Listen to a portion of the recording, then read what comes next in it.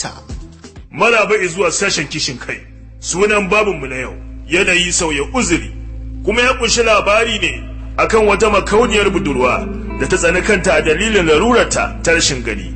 Ta tsani komi ta kuma tsani kowa, amma banda mutum ɗaya wanda shine saurayinta da take matukar so da kauna da har ta kai ga takiyar da ya aure ta saboda kada larurarta ta shafe shi. Yayi juyin duniyar nan amma sam taki saboda san da take masa da gudun rashin jin daɗin sa sun fi karfin son ganin kanta da take yi a matsayin matarsa.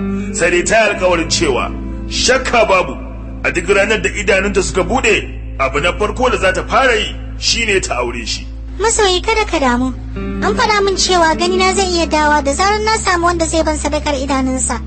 Saboda haka a halin yanzu likitoci jira suke a samu mai sadaukar da sashen jikinsa domin mabukata. Haba masoyiya, ta yaya mutum kawai zai zo asibiti sadaukar da sashen jikinsa ga mabukata sai ka ce shi baya bukatar abinsa?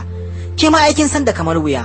Masoyi, ka san akwai waɗanda sukan kamu da irin cutar da lokacin su kawai suke jira ko kuma su game da wani haɗari wanda ba za su rayu ba.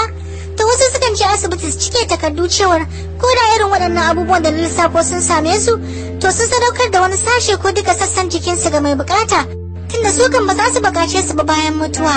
Irin wannan ake jira a halin yanzu. Na fahimce ki masoyiya, ba mu san koyaushe Allah zai kawo mana irin wannan ba, amma Allah ya kawo. Amin masoyi.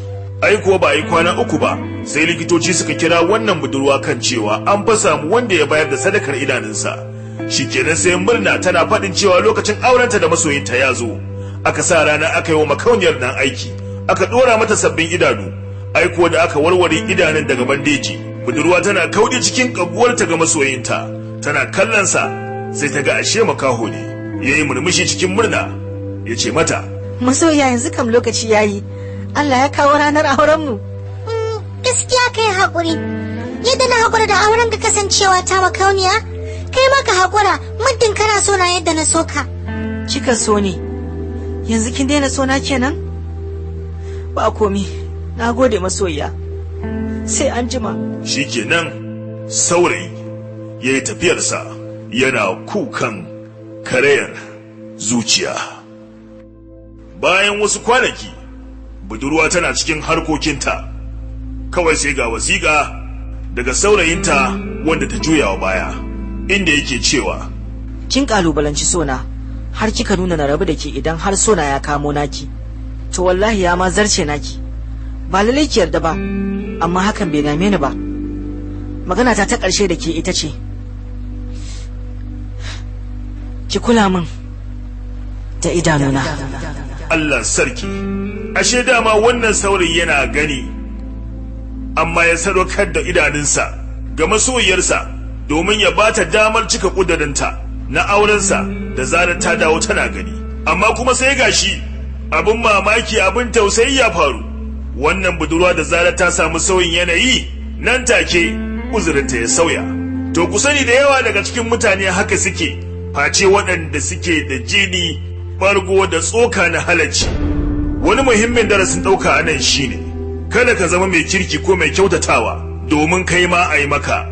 Idan har kai haka, to ka saba lamba. Ka yi don Allah, ka yi don mutuntaka, ka yi don kasancewa ɓangaren gyara, ka yi don zama misali, don zama abin koyi. Ka sa a ranka cewa ba kowa bane yake kyautata maka ko yake rububinka don yana son ka ko ya damu da kai ba. Wani yana yi ne don kawai baya da wani zaɓin da ya wuce hakan. Wani kuma yana hakan ne domin a nan yanayi ya ajiye shi. Saboda haka da zarar yanayi ya sauya, ba sai na ƙarasa ba. Magana a nan ita ce, in za ka kyautata ba tare da tsammanin samun kyautatawa ba. Iyaka idan ka gane mutum bai cancanci kyautatawarka ba, rabu da shi ka kyautatawa wanda ya san kimar kyautatawa. Ban ce ka zargi kowa ba, ban ce ka yi kuɗin gora ba, amma ka sani cewa da yawa daga cikin mutane sabon yanayi yakan sanya su sauya uzuri. Saboda haka nan gaba idan sun maka, zuciyarka ba za ta jijjige ba.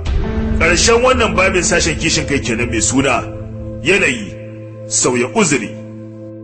Na gode.